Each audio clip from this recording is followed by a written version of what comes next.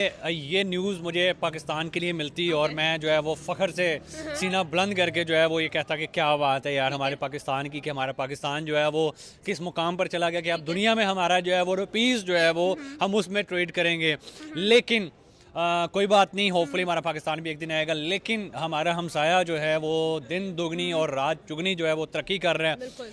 दुनिया की कोई फील्ड हो, कोई भी फील्ड हो, भाई नहीं छोड़ा इंडिया ने।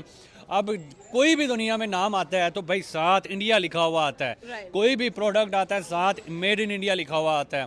जब जो है वो रशिया के साथ जिस तरह ये अपने मामलात चला रहे हैं तो वो बहुत बड़ी जो है वो एक ब्रेकिंग न्यूज़ है और बहुत बड़ी न्यूज़ है इंडिया के लिए, और हमारे लिए शॉकिंग न्यूज़ है कि हम कहाँ पर हैं और इंडिया जो है वो किस मुकाम पर पहुँच गया कि वो अपने रुपीज़ को जो है वो दुनिया के अंदर जो है वो अब ट्रेड में इस्तेमाल करेगा। उनको डॉलर्स में नहीं करना पड़ेगा, उनको जो है वो किसी और जो है वो करेंसी में नहीं करना पड़ेगा। तो आई थिंक सो कि यार ये अचीवमेंट है एक मोदी की कि अपने मुल्क को ज़मीन से आसमान पर लेके गया और कैसे उसने जो है वो जो अपने मुल्क के जो है वो दुनिया के अंदर नाम रोशन कर दिया। तो क्रेडिट गोज टू मोदी, जिस तरह की उसकी जो है वो पॉलिटिशियंस चल रही है। प्रेसिडेंट पुतिन और पीएम मोदी की जो मुलाकात थी बहुत हाई नोट पर खत्म हुई। बहुत सारी ट्रेड्स पर साइन हुए जिसके अंदर 7 ट्रेड्स जो है वो शामिल हैं। एजुकेशन के लेवल पर अगर हम लोग पोलर शिप्स की बात करें वो बनाई जाएंगी, फार्मास्यूटिकल इंडस्ट्री का जो है वो ट्रांसफर होगा। इन सब चीज़ों के साथ साथ अगर हम लोग नेशनल करेंसी की बात करते हैं तो ये सबसे बड़ा पॉइंट है। देखिए सीधी सी बात है कि अगर हम लोग जब भी इंटरनेशनल ट्रेड की तरफ जाते हैं, यूएस डॉलर की जो सुपरमेसी है वो बहुत बड़ा एक हर्डल है और इसी हर्डल को जो है वो क्रॉस कर लिया है इंडिया और रशिया ने मिलकर। आपका क्या ओपिनियन है? देखिए सबसे बड़ा जो पॉइंट है ना इसमें वो ये है कि अपनी करेंसी में डील करना।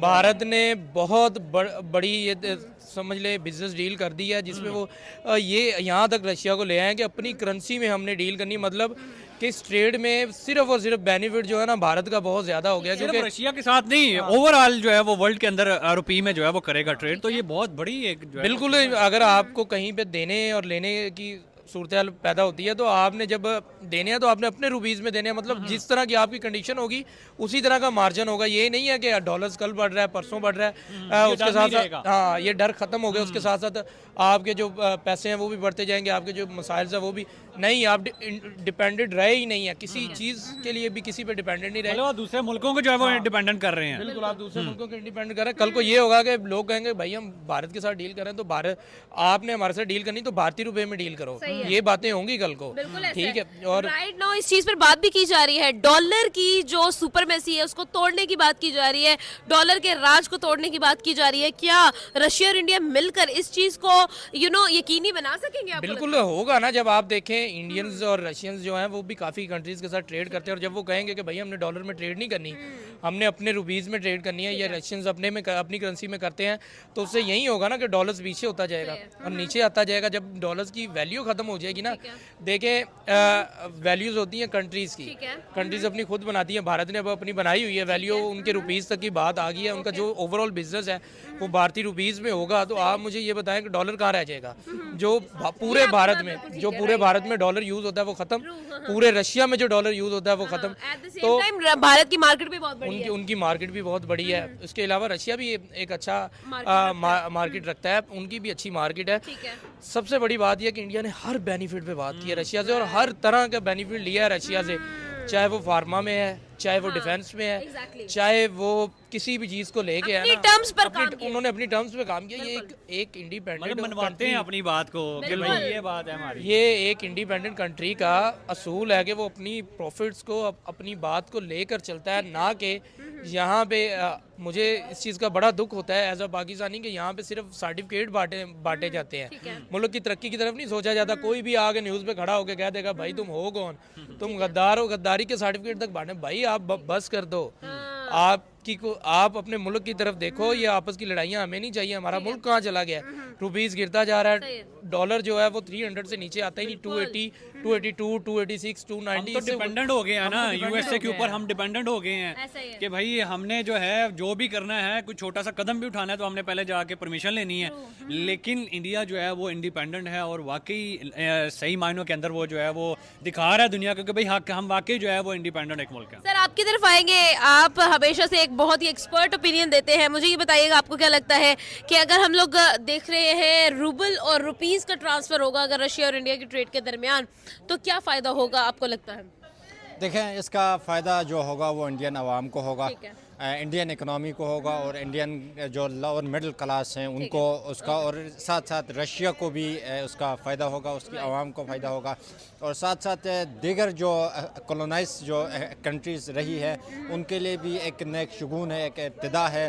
वो भी जो हैं डॉलर के बजाय लोकल करेंसी में किसी भी मुल्क के साथ ट्रेड कर सकते हैं। ठीक है। यहाँ पे अगर हम बात करें तो इस तरह के डील्स, तो इस तरह के आज की जो मीटिंग पे मैं बात करूँ, इस तरह के ट्रेड्स तो दुनिया में सैकड़ों बल्कि लाखों या करोड़ों में इस तरह के जो हैं वो डील तो साइन हो चुके हैं। लेकिन आज का जो डील है वो एक अनोखा डील है। लेकिन दुनिया की तारीख में पहली दफ़ा जो जिस तरह जो वर्ल्ड ग्लोबलाइज हुई है 1940-50 के बाद, जिस तरह की ग्लोबलाइज वर्ल्ड में पहली दफ़ा जो है डॉलर की सुपरमेसी को यहाँ पे चैलेंज किया जा रहा है। और इसकी इब्तिदा में इसमें बहुत से और भी दूसरे तीसरे चौथे ममालिक शामिल होंगे। आहिस्ता आहिस्ता जो है वो लोकल करेंसी जो है बहुत ऊपड़ेगी। लेकिन ये बहुत बड़ी बात है कि इंडिया और रशिया ने पहला स्टेप लिया है। जी जी, ये स्टेप लिया है, लेकिन इसके पीछे भी बहुत से और भी प्लेयर्स मौजूद हैं जिनके कहने पे ये लिया जा रहे हैं। लेकिन इसकी सबसे बड़ी फ़ायदा जो है वो लोकल इन्वेस्टर्स को होगा, लोकल इकनॉमी को होगी। जो हमारा प्रोडक्ट यहाँ से जाता था, जो इंडिया का मैं बात करूँ या अगर पाकिस्तान का भी हो जाए, तो जो किसानों को उसके ज़्यादा पैसे मिलेंगे। और जो बाहर का यहाँ पे चीज़ें आती हैं तो एक चीज़ यहाँ पे आती है, उसकी डॉलर की वैल्यू बढ़ने से हमें उसका 3-4% जो है हमें वो पे करना पड़ता है। वो यहाँ लोकल लोग या गरीब लोग वहाँ की हाई क्वालिटी जो मेडिसिन होती है या हाई क्वालिटी चीज़ें होती हैं वो यहाँ के लोकल जो पुअर पीपल हैं वो उसको बेयर नहीं कर सकते। लेकिन लोकल करेंसी में उसकी डीलिंग होने से वो चीज़ें हर एक तक एक्सेसिबल होंगी। यूएस को आपको क्या लगता है क्या इशू होगा? भाई से एक सवाल है भाई, जो है वो पॉलिटिक्स में बहुत ज्यादा जो है वो दिलचस्पी रखते हैं कि हमारा पाकिस्तान आखिर कब तक जो है वो इस तरह के फैसले करेगा, इस तरह के फैसले करे, और कब तक हम रुपये में जो है वो ट्रेड करेंगे। इंडिया तो दुनिया को जो है वो दिखा रहा है, हैरान भी कर रहा है। चलें इसका चौड़ा करके कहेंगे। इसका मैं जवाब देता हूँ। जब 1970-80 में सालों में तरक्की नहीं की, पाकिस्तान गद्दारी के सर्टिफिकेट तो बांट रहा है। ठीक है। आने मरीज बैठा हुआ है, कोई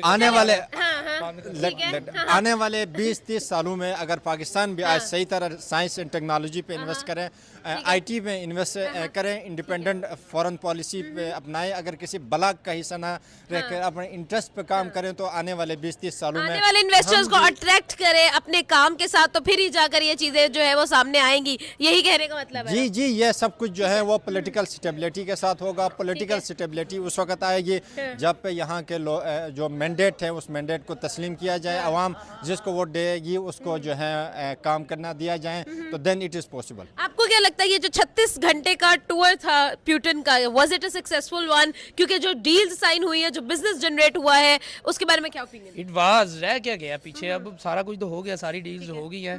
अमेरिका के लिए क्या रह गया? वहीं वो डोनाल्ड ट्रंप की स्टेटमेंट, मैं ये नहीं होने दूंगा, मैं वो नहीं होने दूंगा। जैसे यहाँ पे हमारी अपनों की स्टेटमेंट होती है, हम ये नहीं होने देंगे, हम वो नहीं होने देंगे। ये सेम स्टेटमेंट्स होगी हैं डोनाल्ड ट्रंप्स की और हमारे जो बहुत खास लोग हैं ना उनकी सेम स्टेटमेंट होगी। ये सिर्फ बोल सकते हैं लेकिन कर कुछ नहीं सकते। आपको भी यही लगता है? यार करेंगे, एक दिन आएगा हम भी जो है वो दुनिया में अरूज करेंगे यार। एक दिन क्या आएगा वो दिन? क्या वो आएगा दिन? देखें, अच्छा, ऑल्सो एक और दिन कब आएगा? जब आपने एक दिन ऐसे ऐसे आना है। अच्छा, एक बात ये मुझे बताएं, आपको क्या लगता है क्या यूएस इससे परेशान होगा? क्या आपको लगता है कि यूएस के लिए ये इस वक्त जो है वो एक डिप्रेशन का जो है, डिसअपॉइंटमेंट का टाइम है? देखें, इससे यूएस परेशान ही है, लेकिन वो अभी उन ममालिक पे जो है टैरिफ के ज़रिए उस परेशानी को शो करेगा। इंडिया पे वो टैरिफ इंक्रीज़ करेगा। रशिया पे ऑलरेडी उसने सैंक्शंस लगाए हुए हैं, वो मज़ीद और सैंक्शंस लगाएगा। और नरेंद्र मोदी के लिए वो हर तरह की जो है वो परेशानियां क्रिएट कर सकते हैं, कुछ और भी कर सकते हैं। मैं वो यहाँ पे बताना ज़रूरी नहीं समझता, लेकिन इस वक्त जो है अमेरिका में परेशानियाँ हैं, लेकिन लेकिन ये एक इब्तिदा है। लेकिन अगर इस इब्तिदा को अगर वो तोड़ने में नाकाम होते हैं तो इनके लिए बहुत ही मुश्किलात होगी। इससे पहले मैं भी आपको एक बात बताऊं, ये जो है लीबियन जो प्रेसिडेंट है कर्नल कद्दाफी ने भी ये सोचा था इसकी तरफ जाने के लिए, जो ऑयल और गैस जो है अरब कंट्रीज़ का उसका डॉलर के बजाय उनकी लोकल करेंसी में डील करने का उसने सोचा था, लेकिन